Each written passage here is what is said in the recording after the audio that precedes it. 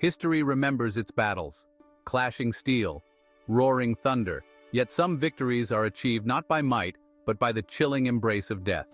The Battle of Thermopylae, a narrow pass where 300 Spartans faced the Persian army, stands as a testament to this. Their courage, though legendary, was not their deadliest weapon. It was their demise, their final stand, that became their victory. King Leonidas, aware of their impending defeat, used it. He turned their inevitable end into the ultimate weapon, the dead man's tactic. The Persians, despite their numbers, hesitated. The Battle of Thermopylae, though a defeat in life, became a victory in death, a chilling testament to the power of the dead man's tactic. The dead man's tactic, however unsettling, is not a strategy confined to the annals of ancient history. Its echoes resonate through time, influencing conflicts both large and small. From ancient Assyria to the Cold War, the strategy has reared its head, a chilling reminder that death or the threat of it can be a powerful weapon. King Ashur-nasir-pal II of Assyria impaled his enemies, creating gruesome displays along his empire's borders. This macabre spectacle served as a stark warning to potential invaders. Defiance meant a fate worse than death. Centuries later, Vlad III, the inspiration for Dracula, employed a similar strategy. Known for his brutal impalement of Ottoman invaders, he too understood the power of fear. The sight of rows of impaled bodies served as a deterrent, a stark reminder of the price of defiance. These historical examples highlight the unsettling effectiveness of using death or the fear of it as a strategic tool. The dead man's tactic, in its various forms, has proven to be a disturbingly effective strategy throughout history. The dead man's tactic, while often associated with warfare, finds its chilling application beyond the battlefield. In politics, where power is a game of chess played with lives, this tactic takes on new, more insidious forms.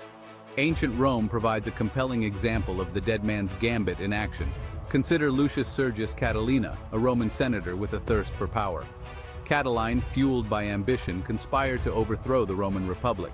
His plan involved assassinations, riots, and a seizure of power. However, his conspiracy was discovered. Facing certain arrest, Catiline made a desperate gamble. He fled Rome seeking refuge with the rebellious Allobroge tribe. By aligning himself with enemies of Rome, Catiline became a martyr in the eyes of his followers. Though Catiline perished, his legacy lived on, his name whispered by those who dared to challenge Rome. The dead man's gambit, in this case, served as a spark, igniting the rebellion Catiline had envisioned.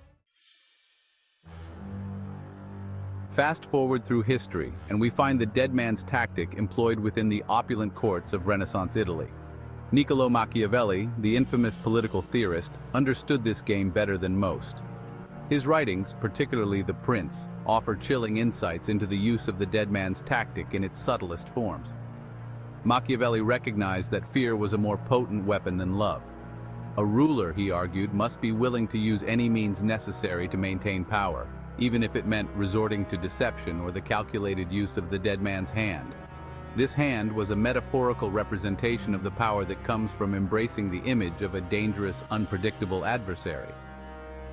The Borgia family, notorious for their ruthlessness, exemplified Machiavelli's principles. The dead man's hand, wielded with subtle brilliance, allowed them to consolidate their power, eliminating rivals and securing their position in Renaissance Italy.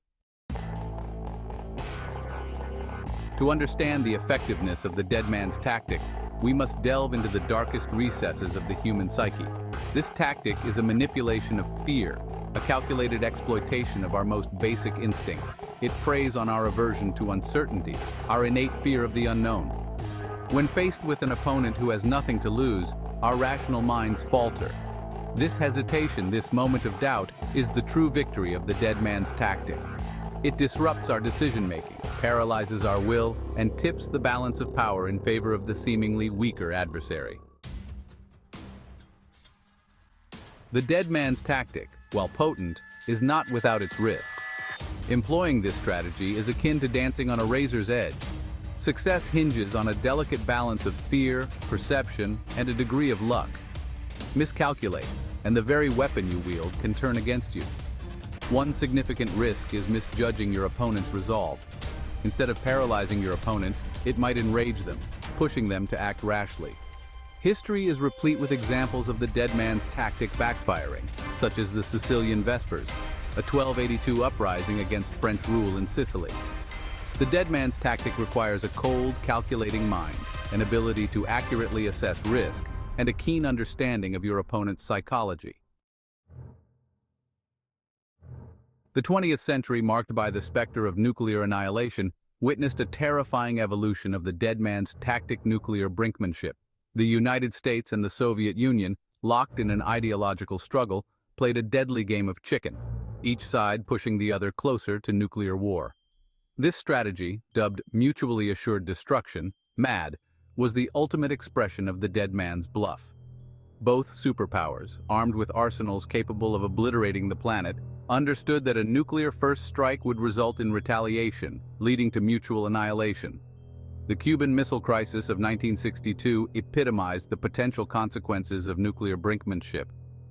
The Soviet Union's placement of nuclear missiles in Cuba brought the world closer to nuclear war than ever before. The United States responded with a naval blockade, demanding the removal of the missiles. For 13 tense days, the world held its breath as the two superpowers stared into the abyss.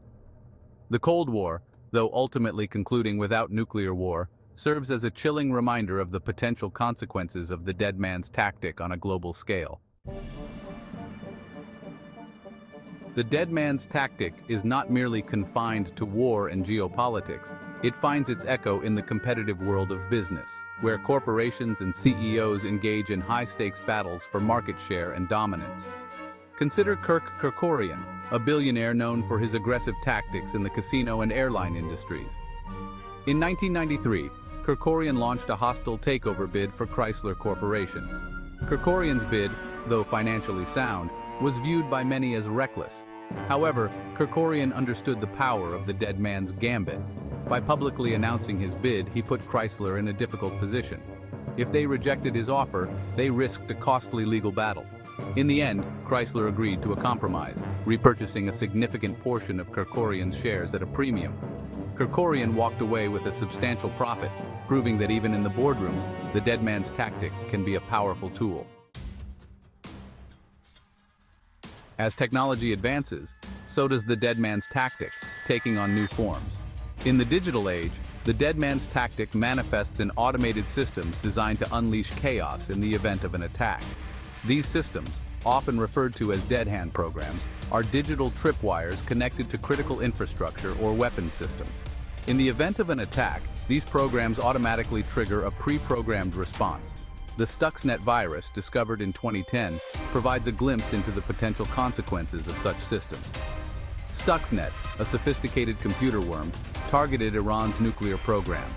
It highlighted the vulnerabilities of critical infrastructure to digital sabotage. As technology continues to advance, the dead man's tactic will likely find new applications in the digital realm.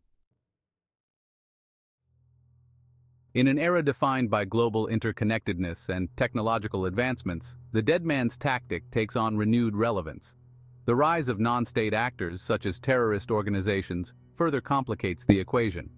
These groups, driven by extremist ideologies, are more likely to employ the dead man's tactic. The suicide bomber is the ultimate expression of this tactic. The proliferation of weapons of mass destruction amplifies the potential consequences. The dead man's tactic becomes a dangerous game of chicken played on a global scale. Understanding the psychology of the dead man's tactic is crucial for developing effective countermeasures.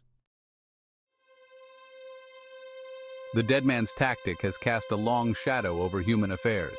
It is a strategy as old as warfare itself, yet it remains relevant in our complex world. Its effectiveness lies in its simplicity, its ability to exploit our deepest fears. From ancient Greece to the digital battleground of cyberspace, the dead man's tactic has shaped history. However, this strategy is not a tool to be wielded lightly. It is a double-edged sword, capable of achieving great victory but also inflicting catastrophic damage.